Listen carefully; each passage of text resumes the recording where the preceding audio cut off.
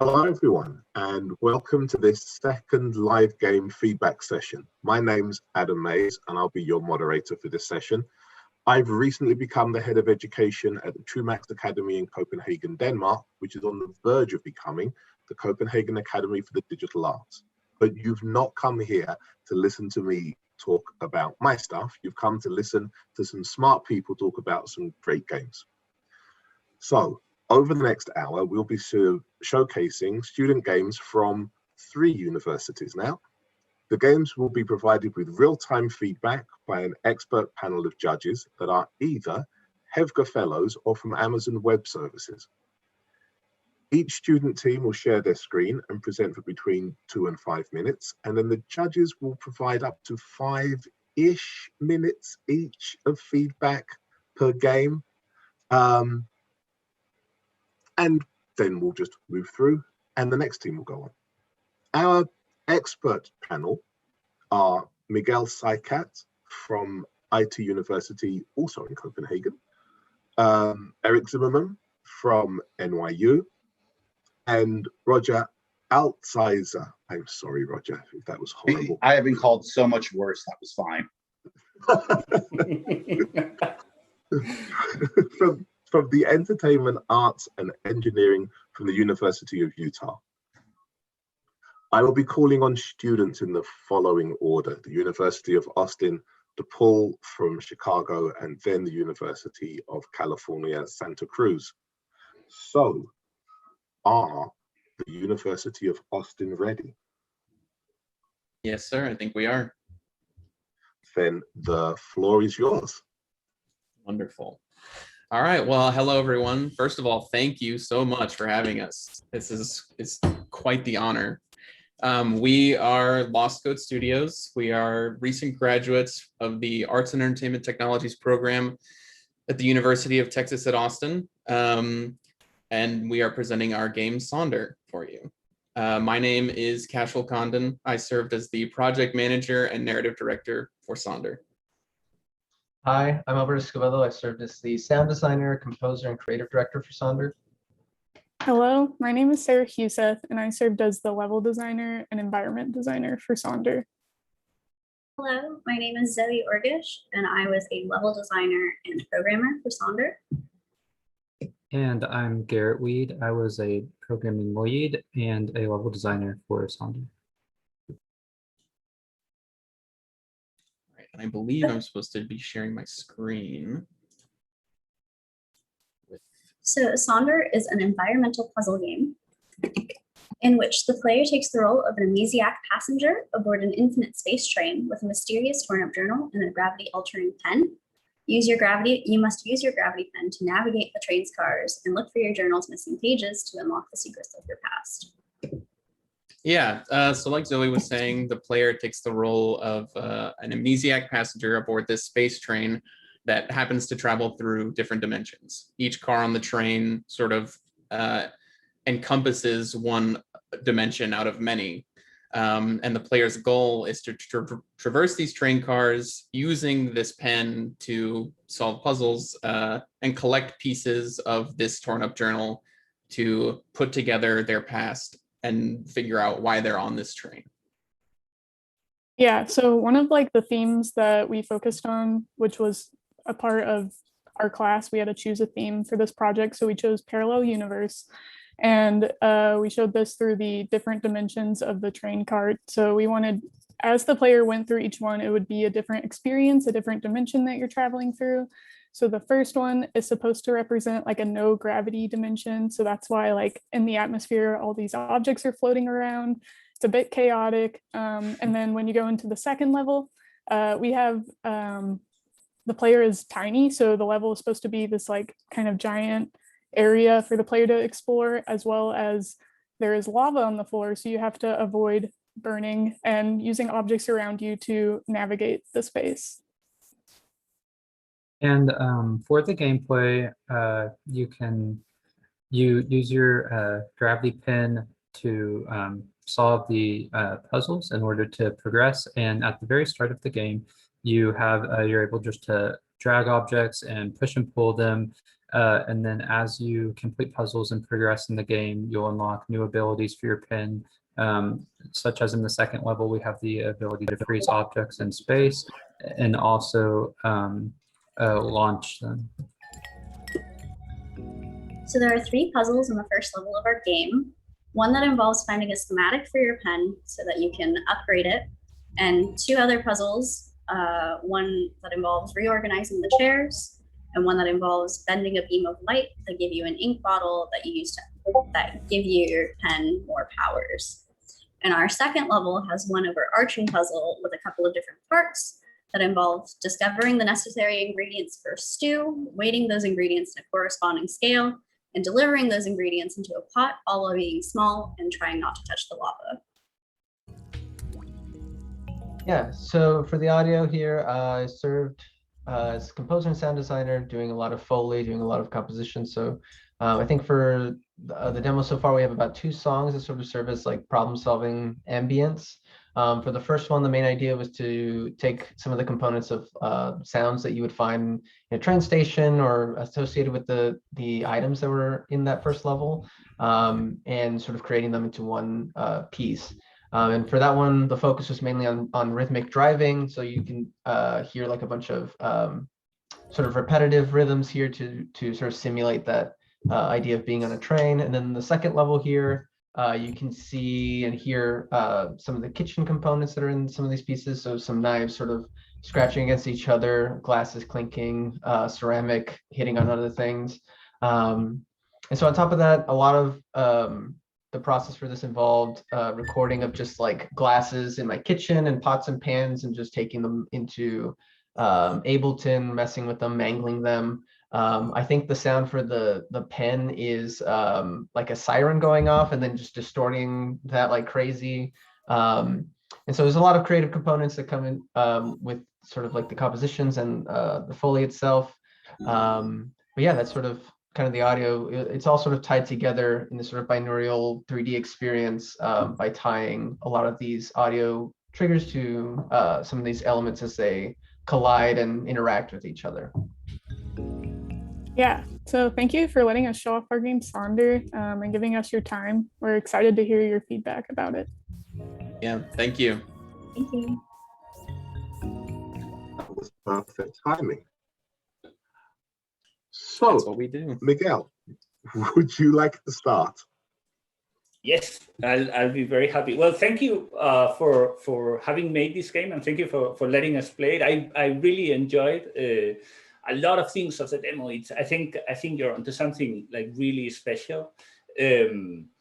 I'll start with the things that I really liked.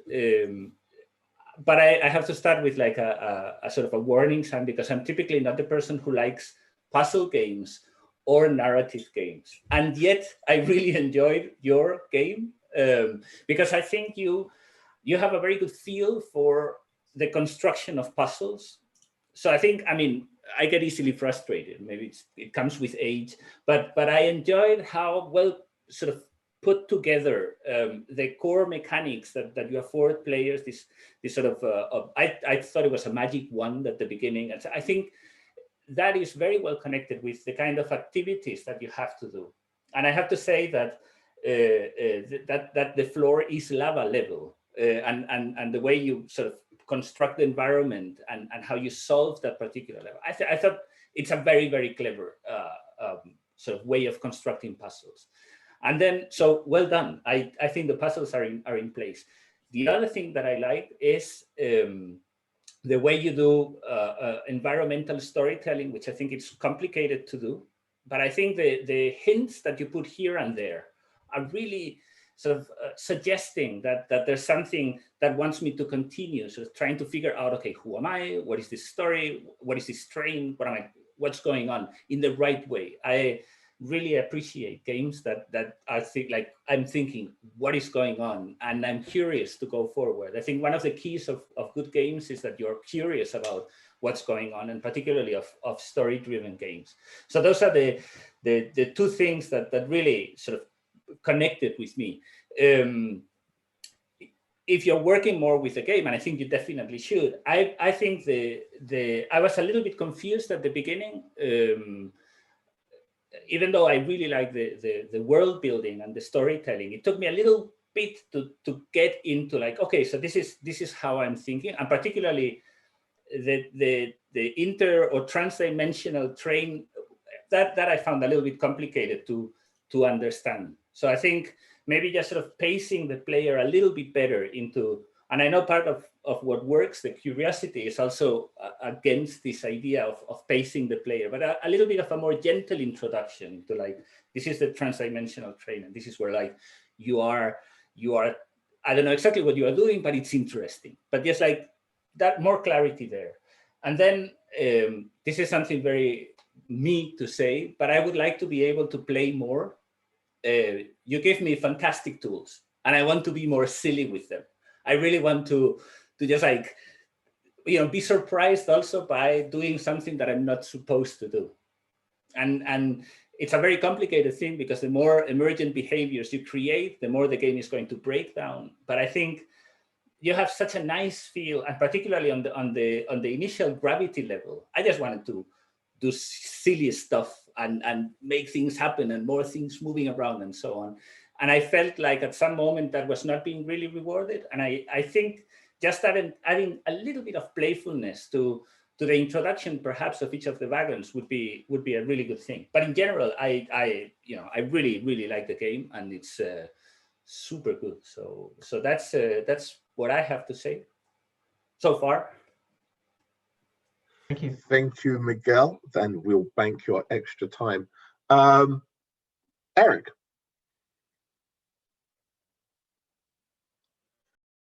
Classic Zoom. Hello, everybody. So good to meet you, and thanks for sharing your game today. I was able to play a Mac build, but it was very, very laggy. So I really just kind of got a taste of the tutorial in the first room, and it was a little bit hard to, so I didn't make that much progress, but I thought your presentation was excellent in kind of showcasing at least what's in those first two cars.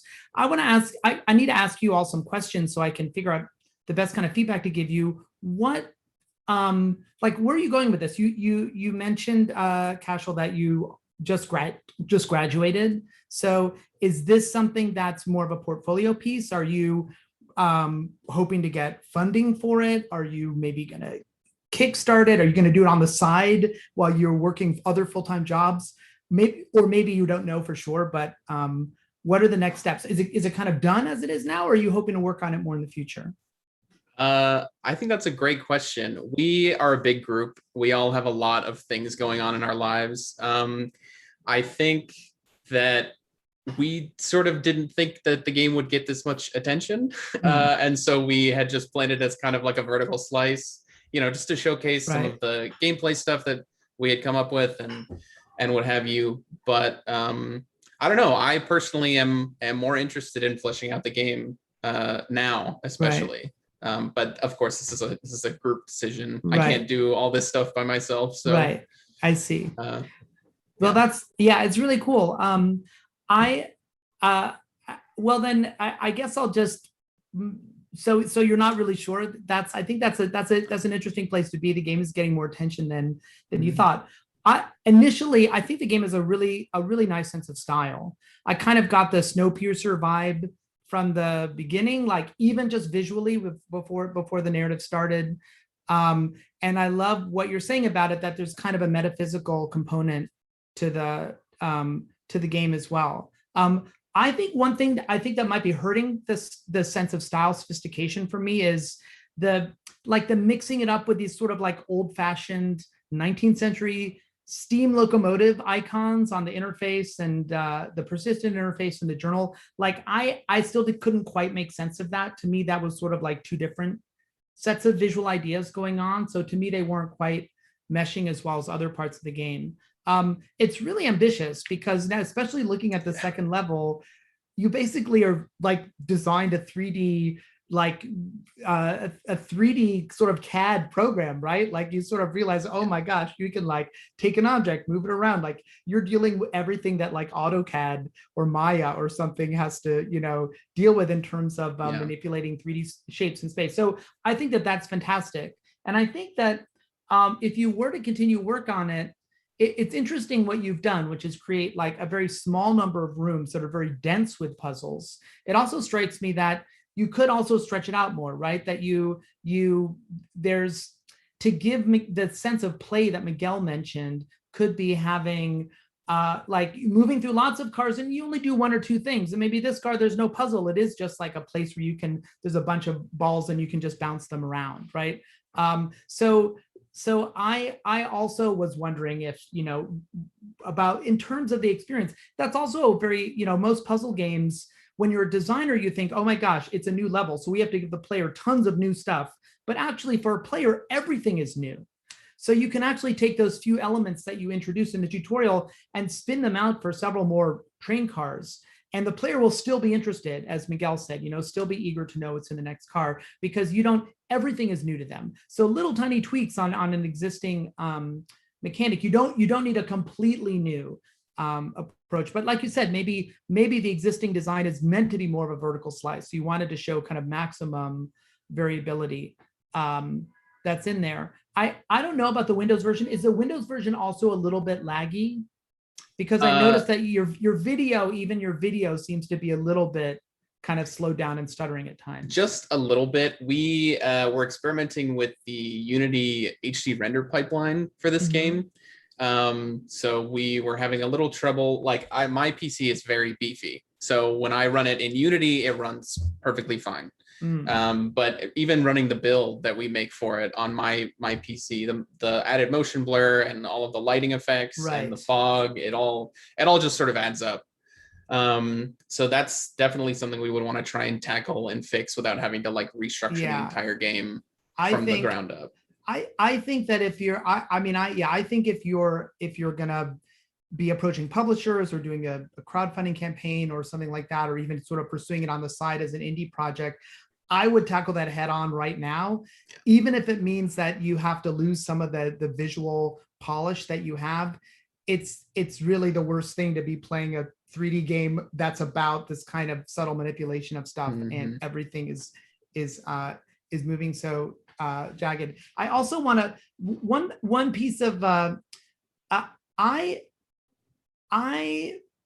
want to say one last thing about the narrative, then maybe I'll pass it on to Roger and maybe have some more dialogue about it. But I want to push back a little bit on the narrative premise of the game. You're a character with amnesia who's slowly putting together their past based on journal entries.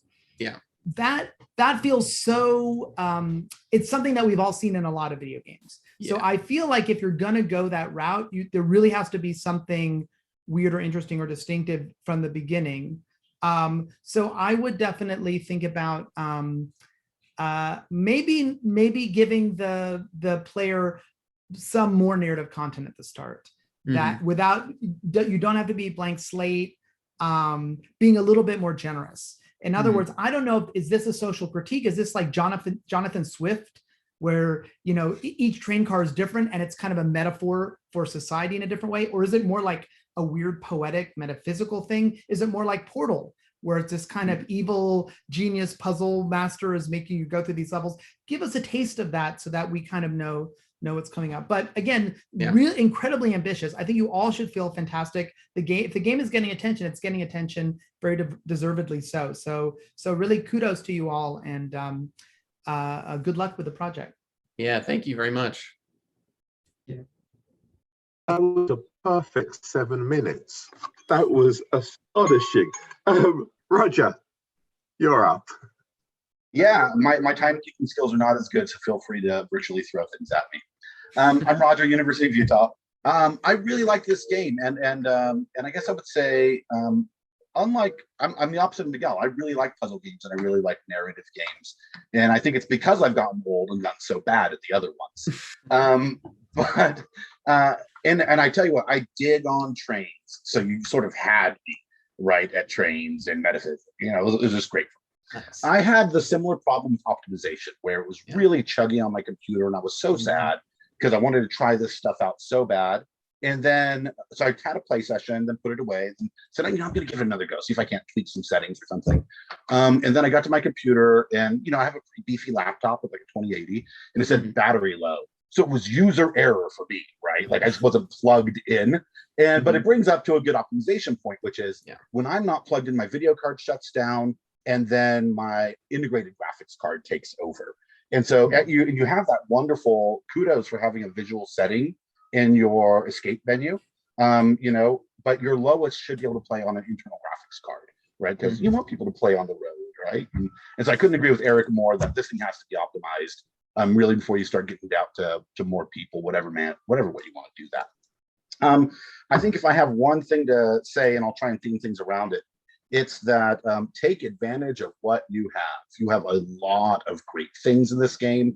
And so I wouldn't be adding a bunch of features. I wouldn't even be adding a bunch of content. I love this idea of stretching things to make them more useful and then iterating on it. You have this wonderful toy-like element to your magic pen. And I think you're missing opportunities to really lean into it, right? Like like when that thing is fun to do, like clicking the chairs in was fun to do. The first time one of those chairs gets grabbed to the floor, you're like, hey, I want to do that again. Unfortunately, I get to do it a lot more times, right? So, you know, click that motion of being able to fling things and push things around and letting players explore that and play that brings moments of joy that allow them to invest in the mechanics and the game loop that you designed for them, right? So I think it's a really neat thing that you should lean into. You don't need a lot more features. I think that right now visually the game is it's just got so much potential, right? You could see the cost of the particle effects and things like that, right? But this notion, the train thing is super cool right now, right? There's just so many train things coming out of Japan right now, both in stories and in anime, and there's just so much talk about train because of hyperloops and stuff. So I think that's cool, and I really liked that you sort of leaned into like the puffs of the train being icon indicators and things like that. That was really slick. But I think you can lean. I think you haven't found your voice of the train yet, right? What is this stuff supposed to look like? What is it supposed to smell like? So right now the UI and the world aren't necessarily tied together.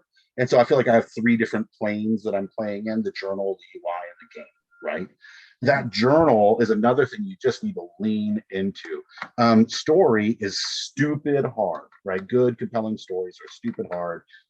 Art is hard, right? But the fortunate thing about art is you can, or text especially, rapid iteration is pretty cheap and easy, right? And so I think that you can do a lot with that journal. I think, like Eric said, about filling out the journal a bit more, both in terms of, if you look at the mechanical layer of the game where you say, hey, I want to put the controller instructions in the game. You have very light tutorial anyway, so it'd be nice for you to be able to reference it in the journal. Like that journal can be a one-stop shop for everything, right? And then I also think that you can fill out that journal with all sorts of story and background and introduction, and then have chunks of it missing. So that's a puzzle element, right? That you have bits of the story, but pieces are missing rather than the journal being blank. And that gives us an opportunity to be drawn into your universe and your idea and what it is you're thinking, right? So I think you get to tackle this both as a team of artists and a team of designers, right? Where designers are looking to solve problems. And one of those problems you have right now is I think you found all this great stuff. It's all crammed together. Stretch that out and allow for some nice, easy moments of joy, some real easy wins at the beginning. Like I should be unlocking that first train car like that, right? It should just be dead easy. And it should be really rewarding. Like, you know, maybe I unlock it and chairs fall out of the sky and I'll snap into the right place. I'm like, ooh, I clicked two things and did that, right? So big win up front, nice and easy up front. You can ease me into that and then really lead into this whimsy, wonderful discovery kind of elements you have for the rest of the train. I do not know why the floor is lava everywhere in games and TV right now. There's even a show called The Floor is Lava now, show, right? Like, so I think that there's sort of, if you're going to use things like lava, especially in a game where you're saying, hey, this is a train going through multiple dimensions, you're making a pretty big statement about your game's universe, right? So lava level should either be lava level or an understanding of why to be lava. When you have such a cool intro idea, you don't get to lean into tropes as easily, right? So like exploding barrels or stacking boxes or those kinds of things. Your universe needs to make sense, and you sort of made your job a little difficult by each car being another universe. It has to be its own contained thing. So it's got to have the spirit of the game as you flow through it, but each capsule is sort of a short story, if you would, right? And a really cool opportunity to do something fun there. All of that to say, I love the heck out of this, right? I think that there's just mad potential here, and you're getting good attention for very good reasons. It just looks like something that's going to be great, right? Because you have this huge advantage in linearity, which some of these 3D puzzle games don't have. They're all like these open worlds, and you've made a decision to constrain, and constraint breeds creativity, right? We get more creative the less our options are. And so I think you can really lean into that design. It's a clear thing of, I'm just going to go through all these cars, right? You can spend some time in the cars that you love, but push on those little universe moments in each one of those. And then, so I guess that's it. Take advantage of what you have. Really work on that toy, that feedback you get from using it. Tighten up the control a little bit. Really lean into your cool pockets of universes idea, and think about each one as its own consistent thing, right? And then give people some wins early on. But you're on a hot idea, and it demos so stinking well, right? And kudos to you for being such good presenters, huh? Like, it was nice because sometimes in student games, you don't always get a smell or a feel of what the game is from the trailer. But with you talking about your game and showing your trailer, I don't think anyone watching here today on Twitch didn't know what this game was about. So quality game, quality presentation. Y'all doing great. Can I jump in with a quick you. comment on what Roger said about the narrative? I'd love to see you all looking a little bit more at this kind of metaphysical literature, whether it's someone like Stanislaw Lem or Italo Calvino's Cosmic Comics or Angela Carter, Octavia Butler, different kind of flavors. But this sort of, there's some kind of metaphysical fiction, I feel, that kind of smarter side of sci-fi. And if you had a little bit of that, could be a lovely way to kind of elevate all of your content and puzzles. I couldn't agree more, and it also gives you a really good hook for when you talk about the game, that these are your inspirations and where you're positioning yourself and all of that as well. And that's not a really occupied space, right? So I think that's an excellent comment from Eric. I hate to do this. I agree. I And really do. Sorry. Oh, go on I just wanted quickly to then. very quickly add to that. Also, I mean, great recommendations from Eric. Also use this literature to build your puzzles, because there are in this weird sci-fi, there are puzzles there. You just need to translate them into something you can make, and I think they will build a really great game that you already have there in potentiality. Yeah. I've got to say, the moment you said Lem, that was it. All timekeeping was gone. So thank you, the three of you. Thank you for the University of Austin. And Depaul, you are up. Hello, my name is Jess Class. Today I'm here from Depaul University. I'm a recent Master in Fine Arts and Game Design graduate from Depaul, and the game that I submitted and that we're going to talk about is my thesis game. Can you all see my screen? Yes, excellent. And it's entitled For Rest. So a quick overview of what For Rest is. It's a first-person 3D Unity game. It's a walking simulator. Basically, the main gameplay is that you walk around a forest and you smash these roots that are in your way, and as you smash them, different things happen. Different things pop out of them. Sometimes an NPC pops out and delivers a little bit of story. That's kind of basically what goes on. It was a solo development project. That was a choice that I made. The game was essentially about grief and kind of about the unpredictability, random messiness of grief, and kind of how, like, I experience grief, and that sometimes when you think you're healing and you think you're getting through something, you find out, like, actually, oh nope, I turned a corner and something hit me right in that button, and you're back there. And I wanted to give the player the opportunity to engage with that or walk away from it. And so I tried to design a space where if you wanted to walk away and let the narrative go on without you, you could do that. And then I also wanted to give a place for catharsis, because I think sometimes healing is just walking away and needing to spend time doing something else. So I wanted to create something calming and relaxing, and something that made the player feel like they were restoring the space around them. So the core mechanic is root smashing, and I hope that this GIF looks good, but I've been told that sometimes it looks a little slideshowy, which is why I don't have video footage of the game today. what you do is you walk up and smash your arm through the roots, and then different plants or animals, or sometimes the NPC Charlie, pop out. And every time you smash a root, it also contributes to resaturating the space. For me, this was or symbolic of cognitive interference, or just the things that kind of get in your way when you're grieving or going through something, and the things that you need to go through to get beyond them.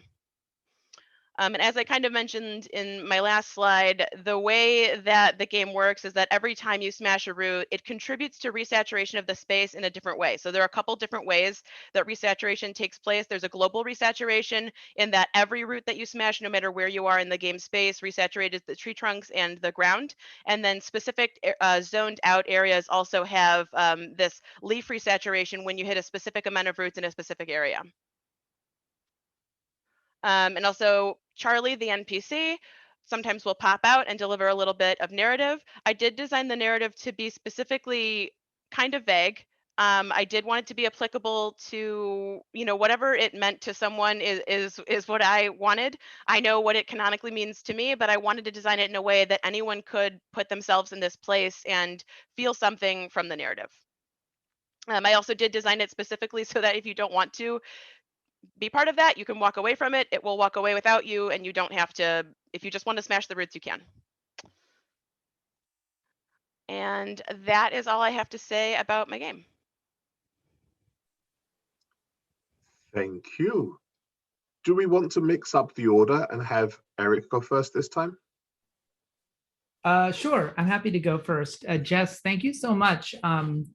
I found For Rest really powerful experience. And I just want to ask you again the same question I had for the Sonder group. Where is this in development? You mentioned it was your thesis, so congratulations on a really spectacular thesis. Oh, thank you. Are you hoping to do more work with it, or what are the next steps for Rest?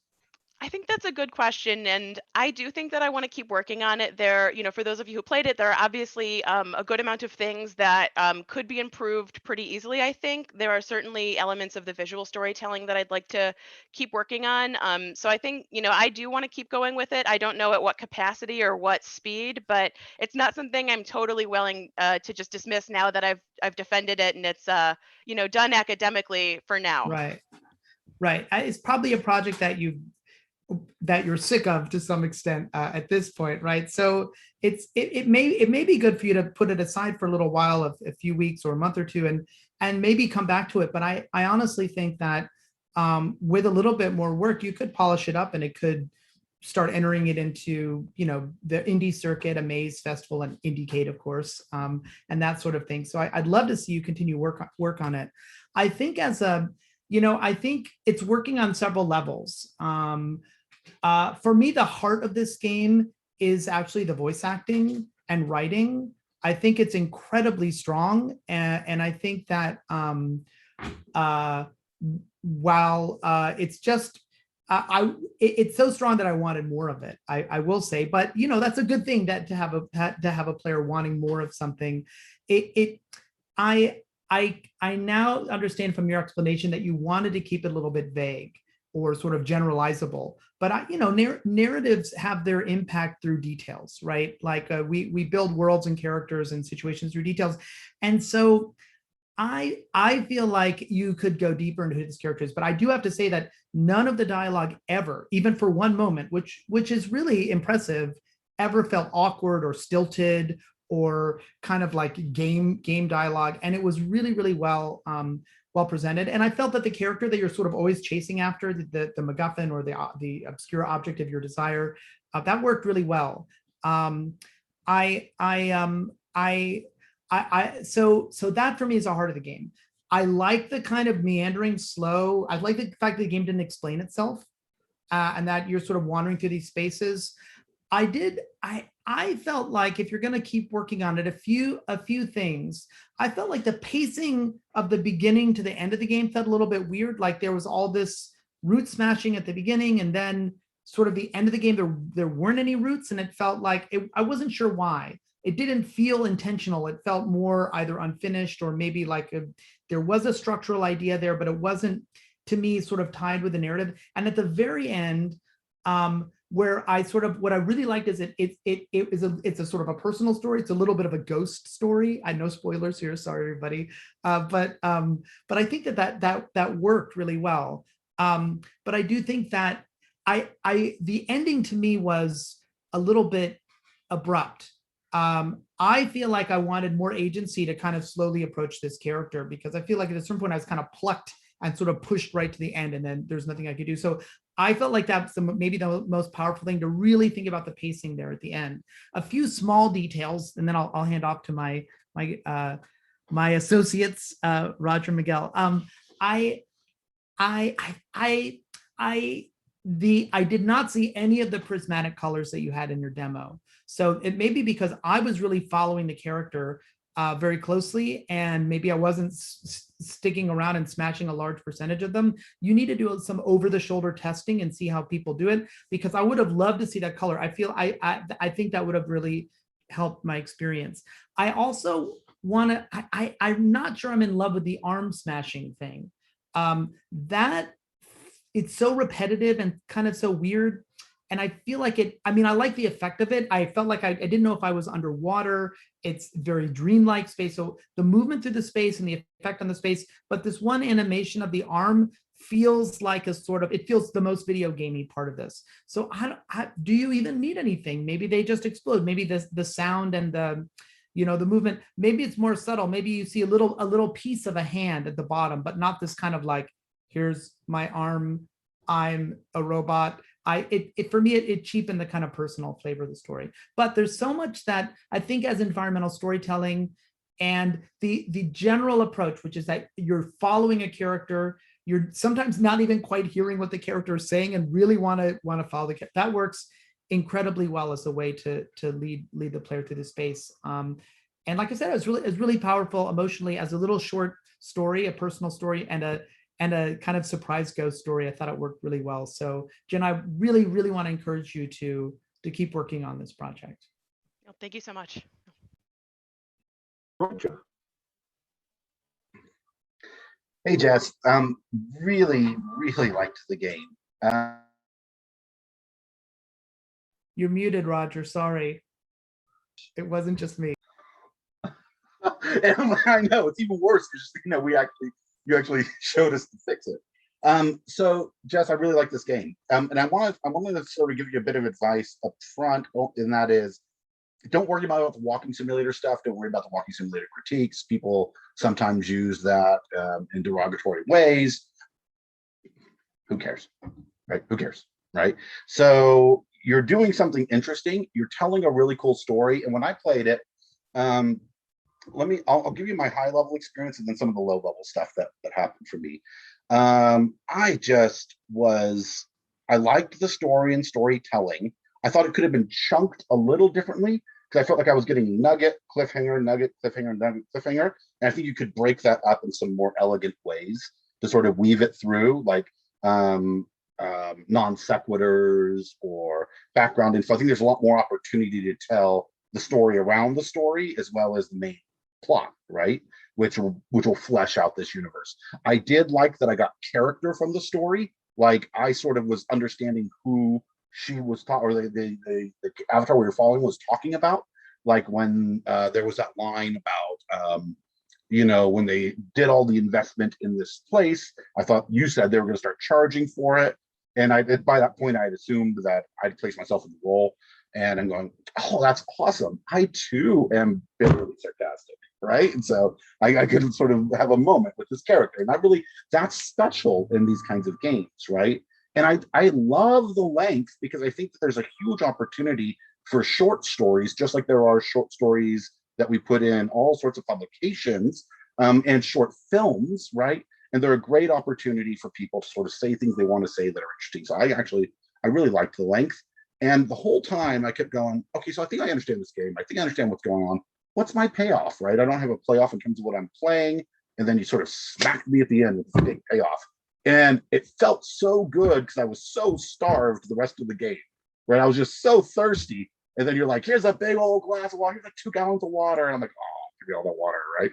It was great. I really enjoyed it. I thought it was neat. And I don't want to spoil the twist either. I liked it. I thought it was really clever. I think about the arm chop as well. And my problem with the arm chop was, you know, and I realize it's part of your education. You're a one-person crew. There's only so much you can do. Got it. But I didn't understand why I needed to arm chop anything, right? Because it just felt like maybe like in a platform, or just jumping for jumping's sake, right? And that can be fun if the thing is fun, if the toy-like element of it is fun. But the arm chopping wasn't necessarily fun. And I spent a lot of time in the beginning before I even got to it, trying to figure out, am I trying to regrow these vines? Do I walk through the trees? So I'm like trying to understand the world you've created. The other bit that I had a hard time with, and so I think that, I guess I would say, get rid of everything that doesn't get your story across in the way that you want to meaningfully. There's just a lot you can trim out of this game. It's going to accelerate your development and allow you to really focus in on the things you want to say and the way you want to say them. So your visual style and then that story, and then, as Eric mentioned, details, both details in the story and details in the universe, right? There, whether there's little photos or like you can do fake side quests because I went a lot of places that had nothing going on. I explored a lot of areas that had nothing going on, but that's a great place to get a side thing about. There's a photo on the ground. It's about when we used to play tennis together and how you were so good at tennis and how I was so good at buying candy bars at the tennis court, or whatever it is you want to have in your little moments that are scattered around. The animals were rad, the plants were rad, and they totally confused me because I kept saying, oh, am I supposed to like light up all these plants? Am I going to follow these animals? And especially because there was a part of your narrative where you left almost like a game-like clue about the red tree, meet at the red tree. So like when I found that red tree, I'm like, well, explicatives, what the heck am I supposed to do with this red tree? So I cleared out every vine, I chased every animal, I smelled every flower, and me and that red tree are good friends now. And so at that moment I was gonna walk around. So I think that there's like I said, make everything work for you. Everything in your game should be solving a problem, either for the player or for the developer, right? And right now you have things in the game that I think you were building because you thought you might expand them out to do different things later, or you wanted to learn a new technique or tool or whatever. But as this thing gets ready, it's just like writing. There's no such thing as writing. There's only rewriting. As this thing gets out the door where you want to start shipping it off to people, I would just trim a bunch of the stuff and I would speed up your run because you have a run and a walk, right? And for players like me who are like in every corner looking for everything, I needed that run to be way faster. I loved the walk, but that run, I'm way off course. I know. I'm sorry, Roger. And with that, I'm going to wrap up. Doing this. So thank you. I'm just really excited about your game. I was really into it. Good stuff. This is such a great piece of feedback. I feel so horrible doing this. I'm so sorry. Miguel. Yeah. All right. So now I congratulations. I think that you have something really, really great here. And I'm, wow, this is a solo project. That's absolutely great. I really enjoyed it. I also agree with almost all comments Roger and Eric have given you. I think you know, there's something that you need to trim things. They need to be streamlined, but for the sake of polemics and making things entertaining, I actually like the idea of the arm. I might be the only person, but I actually really liked it. And I'll tell you, it needs more work. So it's not like it's an idea. It's not there yet. But the one thing that I often miss in so-called walking simulators is a sense of almost embodied presence. So there's too much like landscape, and there's not enough I am there. It's almost like I'm the man with a movie camera walking around and triggering all these things, and there's no body there. And I like that you dare to put something as complicated as the body. So I personally think that the arm has the most potential in the game, but I think it needs a couple of things. I think it needs more animations to avoid being repetitive, as Eric said. It needs more juicy animations. I would really just spend all the time you have and then some more in making that arm really put you in place. And that's super complicated. but with like a juicy, well-timed animation with different timers, perhaps for like a faster animation and sort of a little bit of variation, that would be great. And then I also want to be able to interact with something else than the vines. I would like to pet the animals. I would like to even touch the wood, right? The trees. I think that would be great because it would situate a lot of things there. So having an arm and then triggering something different. If I'm, I can totally live with the video game karate chopping vines if I can also hug the tree. I think that'd be fantastic. Another thing is that I felt that sometimes you have a very powerful story. I think I also agree with Roger and Eric that maybe the story needs to be more personal. I really appreciate that you wanted to give a space for everybody to interpret it, but I'd rather that the story becomes more focused and tighter instead of having for me to put something in there to complete it. So for me to sort of walk and go through it and go to it rather than sort of having to complete it. But I think sometimes the game gets on the way of the story, and a little bit like what happened to Roger, like, oh, I'm going to clear all of these vines. That's so video gamey. And I really didn't need it. I actually think even though I think that the latter part of the game is also a little bit rushed, I think that had the kind of right feel for it, the right tightness in like, okay, so this is the story moving on and I'm part of this story, and I think that worked really well. I would also like to be perhaps maybe know better if I'm a part of a story or if I found this story. So who am I supposed to be in this world? And if the story continues without me, what happens? What happens if I just want to linger in these woods and just to stay there? And I think because of the nature of the story, I think there's a potential ethics there in the game ending while you're just lingering in this forest, and suddenly the game ends and that's it. And you haven't followed the story, but then you can sort of play it again and see, okay, what happens afterwards? Because I think following the character, it's a great MacGuffin, and it will call for that curiosity, but also being on a timer would be great, as much as I hate being on a timer. But I think being on a timer would be great because it really needs to root this sense of place that I think you are almost there. So yeah, I think lingering and sort of working more on the environment and being in that environment, also through the arm, that would be fantastic. That would make it great. So I just to contradict Roger and Eric, stay with the arm. I'm going to jump in here because I'm trying to squeeze some more time, but we have 10 minutes left and I really need to get to Santa Cruz. So I'm sorry, again, this feedback is fantastic. Thank you so Miguel. far. Santa Cruz, you're up. Thanks, Jess. Hey, my name is Luya. So I'll be presenting Block. This is a game we 6 people were working on at Games and Playable Media program at UC Santa Cruz. The game is a multiplayer game that aims to provide people a lot of love. The goal of 4 players is to reach the flag as soon as possible in order to gain highest points, but there's no route to the destination yet, so people have to build blocks together. So let's get started with the trailer first. I'm gonna share my screen.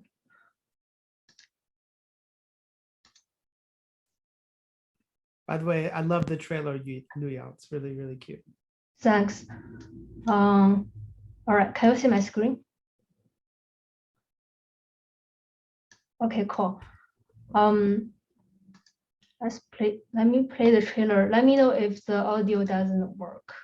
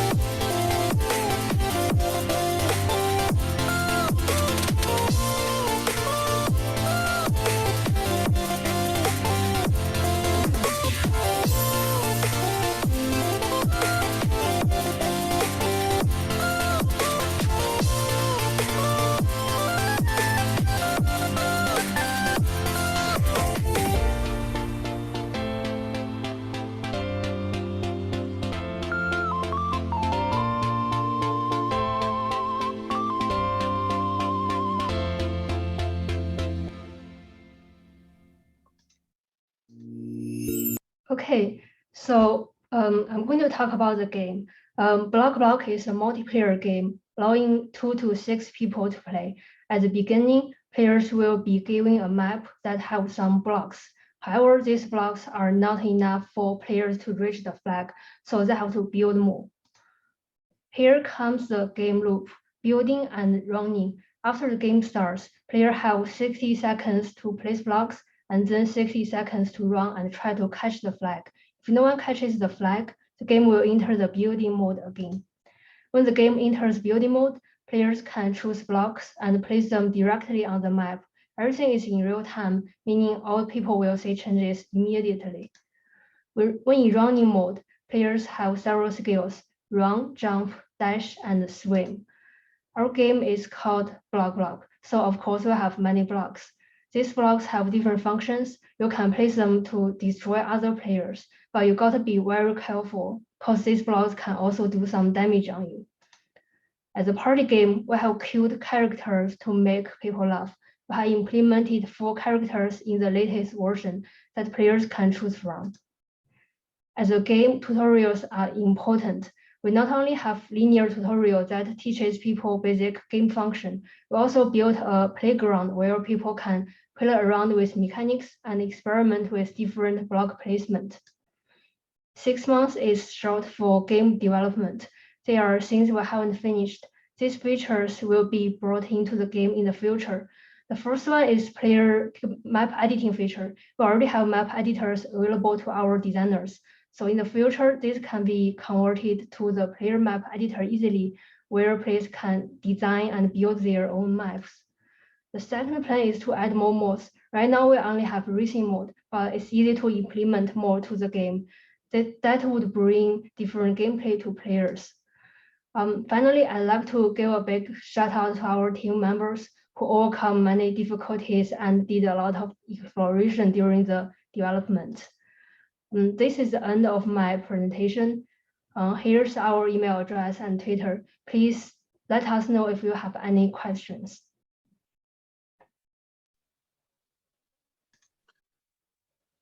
Thank you. So I have had a time warning. We have to be really on point with the feedback. It's going to be a couple of minutes each. I'm really sorry. We're chasing up against a keynote. So Roger. I'm going to blitz through it. I love this game. It's adorable. It just dragged me in. It was wonderful. 3 things to say to you because we're short on time. First, real big shout out to your production values. The game itself is tight. It looks good. You present it well. The trailer's great. I could reach through the screen and shake your hand for sharing your Twitch and your email at the end of your presentation. I don't know how many times we get presentations where people don't even say their own names. So this is a great opportunity to promote yourself in your game. Do it. The only 2 things I want to say are 3 things. The movement is tight and fun. It's great. The problem with indies that are multiplayer is that you have no player acquisition budget, so you can't really spend money to bring players into your games. And I don't know how many people at job interviews and festivals and stuff get sort of left behind because there are things multiplayer. So if you want to be in this indie field, it's hard to do it without some sort of AI component to fill in for those other players or to solve that problem in some manner. And then my last comment is I really wanted to say that you're doing really clever things. Like there's a familiarity to your universe, but there's also some unique elements to it. And as a bigger bodied person, I really liked and appreciated your avatars. Fatness is a conversation that's going around in games right now, and bodies and representation are real questions in games right now. This thing, I felt like I was being both teased and hugged at the same time. And I absolutely loved it. It was just freaking adorable and is a real clever way of doing a kind bit with representation. That is my time. I'm happy to talk to you later. Thank you, Roger. Miguel. All right, very quickly. I had so much fun. I laughed out loud. I love everything, the characters. It's silly. It has a phenomenal game feel. It feels so nice. The jumping, the movement, all the small effects. It's great. And production value. Congratulations. Technically speaking, it's wonderful. so the thing that I would like to sort of encourage you to work on is that it's not a very, you want to sort of to address non-traditional players. It's not a very easy game to pick up for non-traditional players, because it's not that easy for somebody who's not used to building levels on Minecraft or even using sort of like a 3D program for editing. It's really not that intuitive. It's very clear that you have your that intuition. I don't know if it will build very well with, or if it will work very well with people who do not have that literacy. So I think you also need to pace.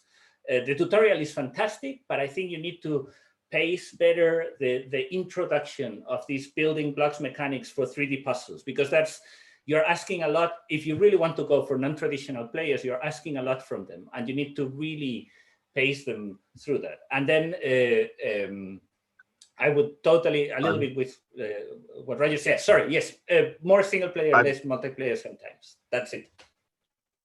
Sorry, Miguel. Eric, bring it home. All right, Luya, I'll be really fast. I really encourage you to, and your team to commercialize this game. I think you should pitch it to publishers.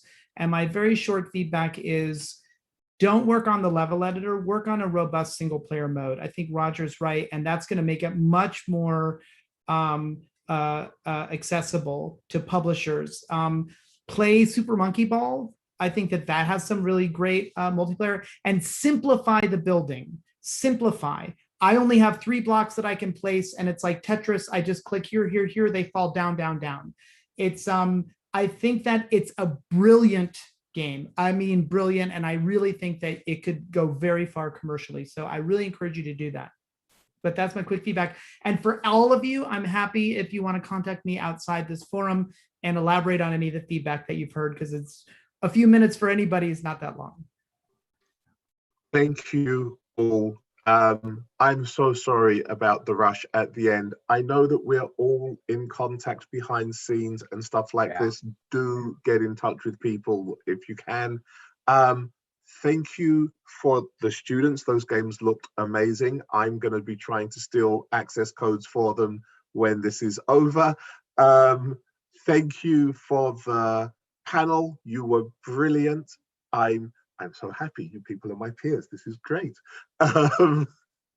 It was a wonderful Saturday evening for me, and I hope you have a great rest of show. Thank you, Adam. Thanks, Adam, so much. Bye, everyone. I'm so proud of you all. These are incredible games. Amazing games. They were great.